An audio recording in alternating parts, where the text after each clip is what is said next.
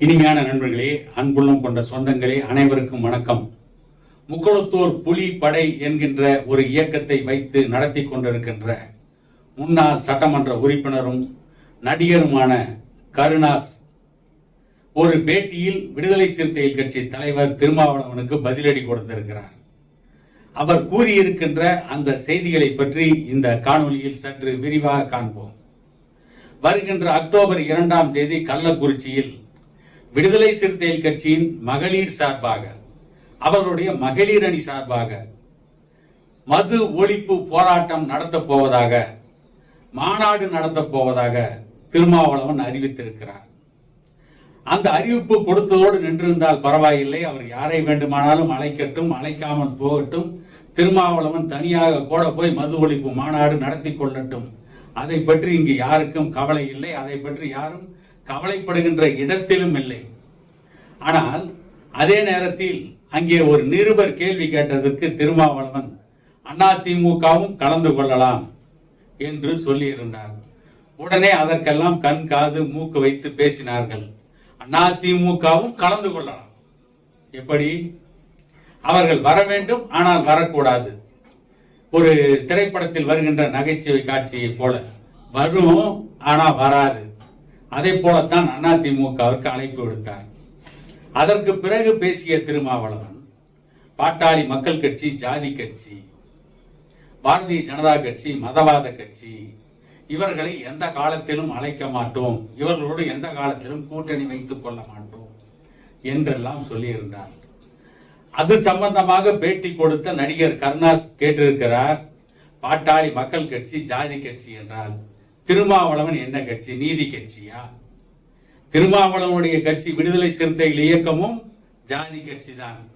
ஆகவே இவர் எப்படி அடுத்தவர்களை ஜாதி கட்சி என்று சொல்லலாம்?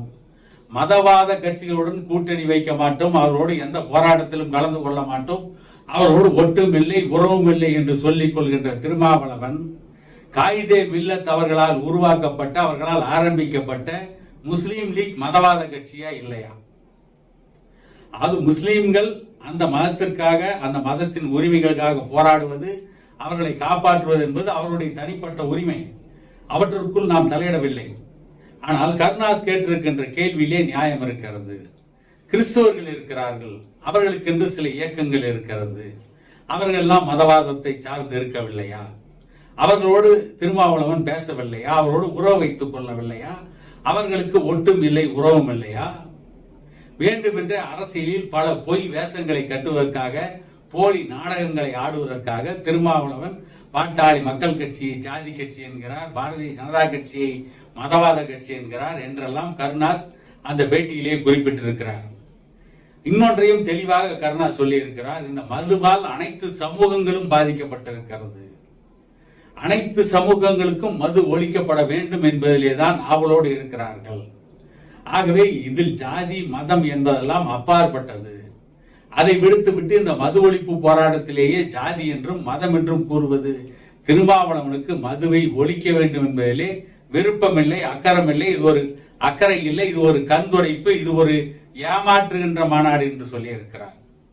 அதுதான் கண்டிப்பாக உண்மையும் கூட. ஏனென்றால் இவர் மதவாதத்தை பற்றி பேசுகிறார், ஜாதியவாதத்தை பற்றி பேசுகிறார். ஆனால் அனைத்து ஜாதியிலும் குடிப்பவர்கள் இருக்கிறார்கள், அனைத்து மதத்திலும் குடிப்பவர்கள் இருக்கிறார்கள், அனைத்து மதங்களும் அனைத்து ஜாதிகளும் இந்த மதுவால் பாதிக்கப்பட்டிருக்கிறது, அனைத்து மக்களும் பாதிக்கப்பட்டிருக்கிறார்கள். ஆகவே மதுவை ஒழிக்க வேண்டும் என்று புறப்பட்டால் ஒட்டுமொத்தமாக அனைத்து ஜாதியையும் அணிதிரட்டித்தான் போராட வேண்டும். ஒரே ஜாதி கூட போராடலாம், அவர்களுக்கு வேறு யாரும் ஆதரவு கொடுக்கவில்லை என்றால், அவர்கள் தனியாக நின்று போராடுகிறார்கள் என்றால் அவர்கள் அவர்களுடைய உரிமைகளுக்காக போராடுகிறார்கள் என்ற அர்த்தம். பாட்டாளி மக்கள் கட்சி தொடர்ந்து போராடுகிறது. டாக்டர் ஐயா 1980ஆம் ஆண்டிலிருந்து தொடர்ந்து போராடி கொண்டிருக்கிறார். தமிழக அரசியல் வரலாற்றில், இந்திய அரசியல் வரலாற்றில் மது ஒழிக்க வேண்டும் என்றால், மதுவை ஒழிக்க வேண்டும் என்று போராடினால் அது டாக்டர் ஐயா என்கின்ற ஒரு தலைவர் இல்லாமல் அந்த வரலாற்றை எழுத முடியாது. அதே நேரத்தில் கருணாஸ் குறிப்பிட்டிருக்கிற இன்னொரு விஷயம் என்னவென்று கேட்டால், பாட்டாளி மக்கள் கட்சி இருக்கிறது, வன்னியர் சங்கம் இருக்கிறது, ஐயா டாக்டர் ராமதாஸ் இருக்கிறார் என்றால் அவர்கள் சமூகத்திற்காக அவர்கள் போராடுவதிலே என்ன தவறு இருக்கிறது என்ற ஒரு கேள்வியையும் எழுப்பி இருக்கிறார். இவற்றையெல்லாம் வைத்து பார்க்கின்ற பொழுது திருமாவளவன் மதுவை ஒழிப்பதற்காக மாநாடு நடத்தவில்லை, மதங்களை ஒழிப்பதற்காக மாநாடு நடத்தவில்லை, ஜாதியை ஒழிப்பதற்காக மாநாடு நடத்தவில்லை. அவர் தன்னுடைய பிழைப்பு வாதத்திற்காக இன்றைக்கு மதுவை கையில் எடுத்திருக்கிறார். திருமாவளவன் எதையோ சொல்லி பார்த்தார், மக்கள் நம்புவதற்கு தயாராக இல்லை. தொடர்ந்து இதையே சொல்லி மக்களை ஏமாற்ற முடியாது என்பதால் இப்பொழுது மது ஒழிப்பு மாநாடு என்ற பெயரில் பாட்டாளி மக்கள் கட்சியும் பாரதிய ஜனதா கட்சியும் பம்புக்கு இழுத்திருக்கிறார். அதை பற்றி குறிப்பிட்ட பாட்டாளி மக்கள் கட்சியின் தலைவர் அன்புமணி ராமதாஸ் கூட மது ஒழிப்பு மாநாடு நடத்துவதற்கு சரியான ஒருவருக்கு அழைப்பு விடுக்க வேண்டும் என்றால் திருமாவளவன் கனிமொழிக்கு அழைப்பு விடுக்கலாம். காரணம், கனிமொழி தான் தமிழ்நாட்டில் தான் இளம் விதவைகள் அதிகம் இருக்கிறார்கள். அதற்கு காரணம் இந்த மதுபான கடைகள். திமுக ஆட்சிக்கு வந்தால் மதுக்கடைகளை நாங்கள் மூடுவோம் என்று பேசியவர் கனிமொழி. ஆகவே கனிமொழியை கூப்பிட்டு கனிமொழி கொடுத்த அந்த உறுதிமொழியை அவருக்கு நினைவூட்டி உங்களுடைய அண்ணன் ஸ்டாலினிடம் சொல்லி இந்த மதுக்கடைகளை மூட சொல்லுங்கள் என்று கேட்பதற்காக கனிமொழியை அழைத்து திருமாவளவன் மது ஒழிப்பு மாநாடு நடத்தலாம் என்று கேலியாக கிண்டலாக பேசியிருக்கிறார் அண்ணன் அன்புமணி ராமதாஸ் அவர்கள். அவர் பேசியிருப்பதில் கிட்டத்தட்ட பெருமளவு உண்மை இருக்கிறது. ஏனென்றால் கனிமொழி தான் பேசினார், தமிழ்நாட்டில் தான் இளம் விதவைகள் அதிகம் இருக்கிறார் என்று பேசியவர் கனிமொழி தானே. ஆகவே அவரை கூப்பிட்டு அந்த மாநாடு நடத்தலாம் அல்லவா? அதைத்தான் அண்ணன் அன்புமணி ராமதாஸ் அவர்களும் சொல்லி இருக்கிறார். திருமாவளவன் ஜாதியை சொல்லி ஏமாற்ற பார்த்தால் மக்கள் ஏமாற தயாராக இல்லை, மதத்தை சொல்லி ஏமாற்ற பார்த்தால் மக்கள் ஏமாற தயாராக இல்லை. இப்பொழுது மதுவை சொல்லி மக்களை ஏமாற்ற பார்க்கிறார். இதுக்கும் மக்கள் தயாராக இல்லை. திருமாவளவனை நம்புவதற்கும் மக்கள் தயாராக இல்லை. திருமாவளவனுக்கு அவருடைய எஜமானான திமுக கொடுத்த வேலை என்ன? ஒரு திரைப்படத்தில் வடிவேலு சொல்லாரு, பழக்க வழக்கமெல்லாம் பஞ்சாயத்துடன் இருக்க வேண்டும். வீட்டுக்கு வந்து பல்லை விளக்கி கொண்டு குளித்து விட்டு விருந்து சாப்பிடுகின்ற வேலையெல்லாம் இருக்கக்கூடாது, பஞ்சாயத்தோடு இருங்க என்று சொல்வார். அதே போல திமுக அவர்கள் கொடுத்திருக்க வேலை என்ன? பழக்க வழக்கம் எல்லாம் பஞ்சாயத்தோடு இருக்க வேண்டும். சொன்ன வேலையை மட்டும் செய். என்ன சொன்னோம்? பாமக ஜாதி கட்சி, பாரதிய ஜனதா மதவாத கட்சி, இதை பற்றி மட்டும் எப்பொழுதும் பேசிக்கொண்டே இரு.